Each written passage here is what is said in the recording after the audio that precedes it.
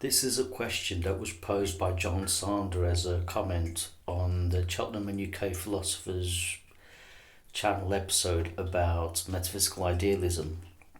How do idealists propose that the mind creates, the experience of space and time, spatial dimensions? How does the mind create that illusion? Can we really say that the distance between us and the sun isn't real, doesn't exist? I mean, we know that the sun is about 93 million miles away from us.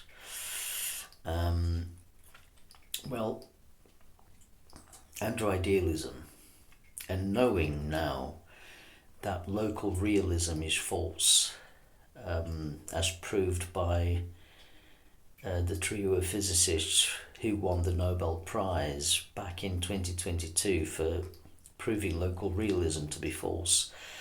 We know that subatomic particles can behave as though time and space between them doesn't exist. And the way to think of space and time as being illusions, not really what we think they are, under materialism, is to think of the world as being akin to a game of GTA, Grand Theft Auto. As we play the game, we can experience our characters, our avatars that we control, as traversing long distances. We can experience the illusion of space and time on the screen.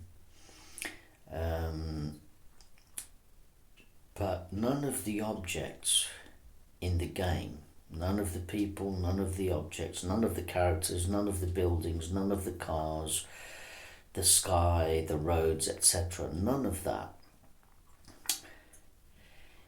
is real. It's only the illusion of a 4D construct. So we can experience traversing long distances through an avatar driving a car. But those distances, even the motion of objects within the game, are illusions. They're not real. All there is just pixels on a screen. It's similar to Donald Hoffman's interface theory of consciousness. It's conscious realism.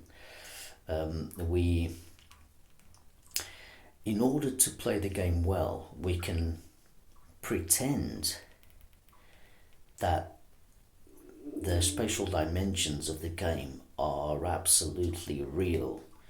We can pretend that they really do exist in the way that we experience them. And it doesn't behove us to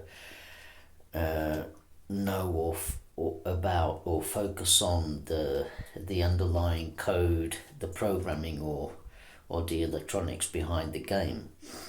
In fact, that would be a distraction.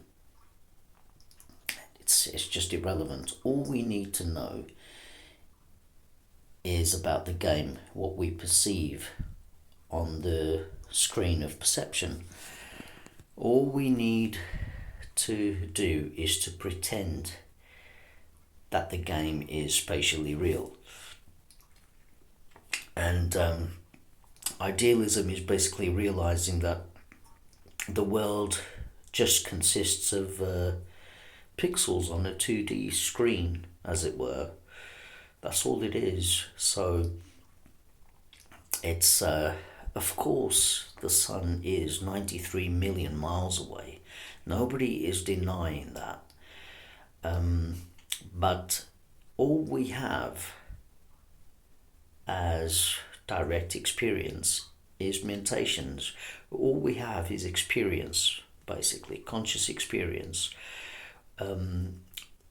We have the experience of having some understanding of the distance of 93 million miles, and we can also have, which would be consistent with this reality, we can also have the experience of traversing 93 million miles if we were to embark for the sun on a spaceship. So we can have the experience of both of those things, but we have to remember that space and time aren't fundamental. The space-time fabric of this universe is also an emergent property.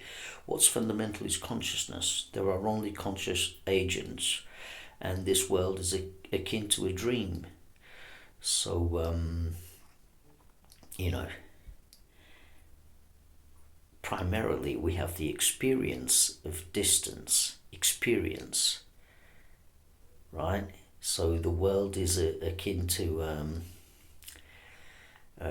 like the object that we can make out of clay.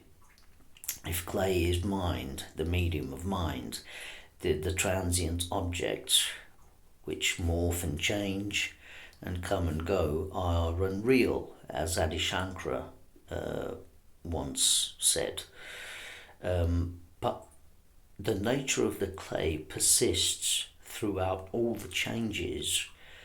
There was only ever clay. There was only ever mind. So this is idealism in a nutshell. And I hope that answers John Sanders' question. It's, the world is akin to a dream. In the dream we can experience anything. We can experience space, time, the passage of time, long distances. We can experience traversing long distances. We can experience traveling through space, and yet that's only an illusion made saliently clear when we wake up, and we wake up to another world, another illusion, albeit a persistent one, and collectively shared by other conscious observers. And Albert Einstein even confessed this much, that this reality is a persistent illusion. The ultimate reality is consciousness. That's the ground of existence, period.